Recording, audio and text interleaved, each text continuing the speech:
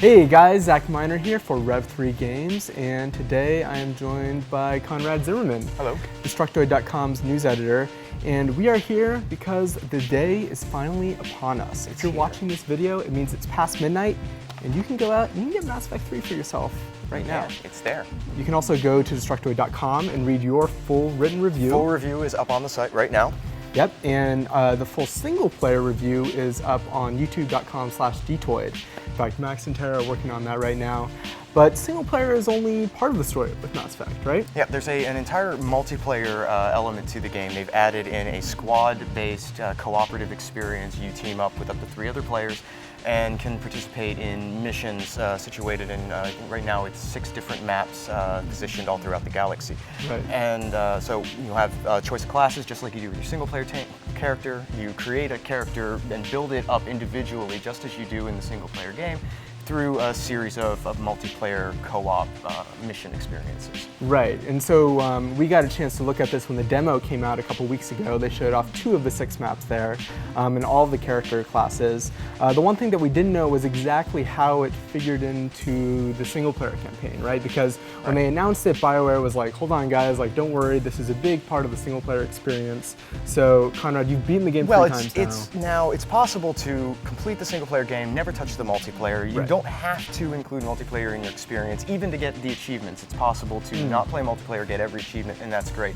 But what it's supposed to do is playing the multiplayer is allowed to bring your multiplayer character into your single player game, use them as an asset in the big galactic war that's going on. Right. And you have this galactic readiness rating that's supposed to say how prepared for the conflict you are, and it's supposed to contribute to that. But the galactic readiness rating doesn't really mean anything at the end of the day.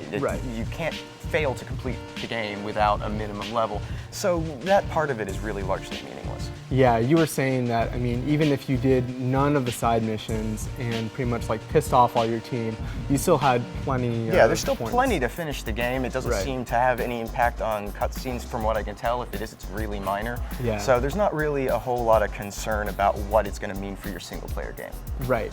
And you were saying that you can bring your character in as an asset in the war, but they can't become like a new squad member. They're not a new squad. Well, they sort of operate as their own squad for the purposes of being a record in your list of things that you have working for you. But in terms of playability, being put in as a squad member, no, there's nothing of that sort. Yeah, so I guess the bigger question then is, if I don't need this to beat the single player campaign, why is it there? Is it fun?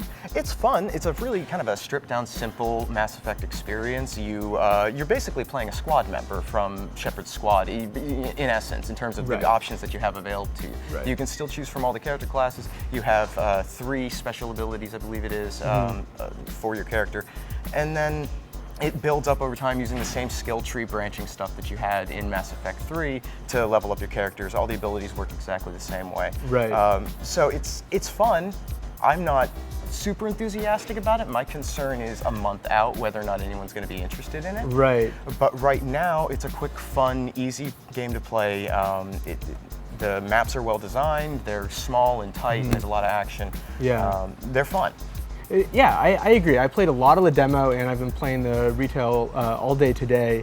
And yeah, I wish there were more maps. 6 maps is not that great. And it's a little small. Yeah, it's kind of small and there's not a whole lot of variety. There's some, like I think the fire-based dagger was kind of the biggest standout. It's like out in this desert and with a bunch of satellite dishes, and that one's pretty cool. But you know, I mean, they're all designed really well. And so in addition to the 6 maps, you can choose from 3 different enemies. You can play against Cerberus, Geth, or the Reapers. And then you can play with 3 difficulties, which are the bronze, silver, and gold, right? And so obviously they're going to be, you know, the gold is the hardest, the bronze is the easiest. So if you're low level, you start out on bronze. And within each map, no matter what map you play or what enemies, there's 11 waves, right? I believe it's 11 waves. Yeah, it's all 11 waves, and most of these are just waves of enemies that you just kind of have to kill with your crew.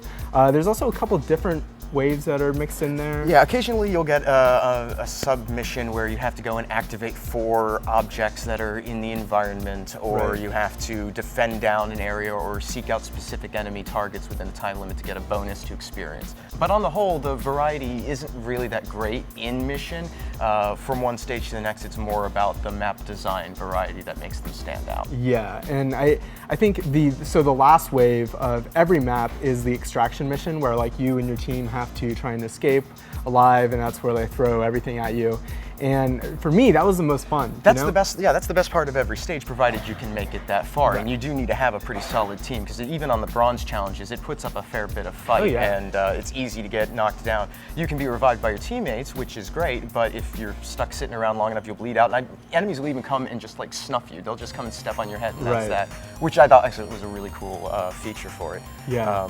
But the extraction mission is the best part, because you're just sitting there pinned up against the wall, everything's coming at you, and you basically have 2 minutes that you have to survive against everything that they could possibly throw down the pipe. Right. And it's really pretty thrilling. It's probably the best part of the multiplayer. Yeah, I would say so. We were playing earlier, and you know, we got to that final wave, and we were fighting, and you know, right in the last second, I think you died. Yeah, I bit it right at the end. And so we totally lost, like, I think it's like 7,000 extra experience points because we didn't get the full extraction.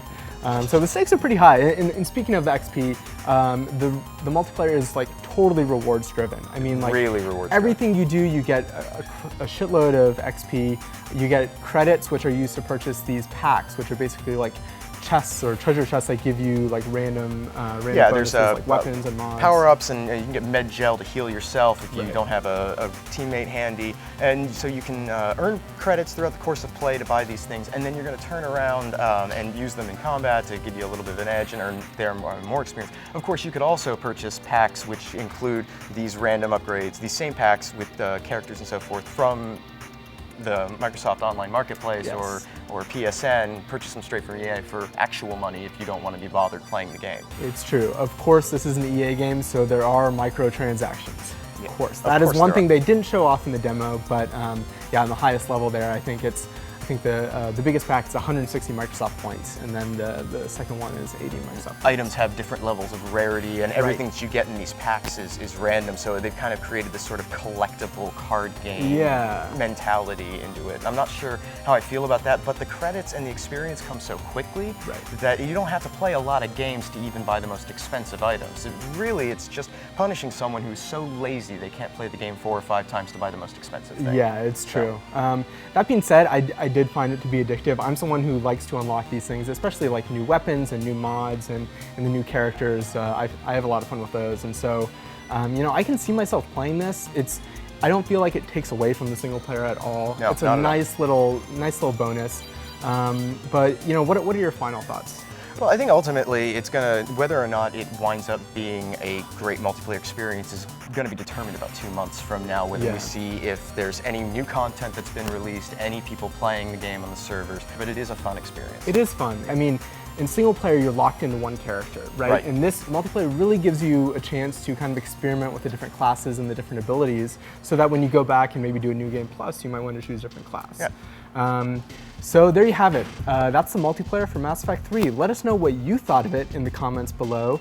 And while you're at it, why don't you go to Destructoid.com and read Conrad's full review, both on the single player and multiplayer. That is up right now on Destructoid.com.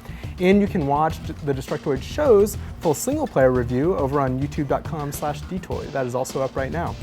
So there you have it. Happy Mass Effect 3 Day. I hope it is everything that you wanted and more. And we'll see you next time.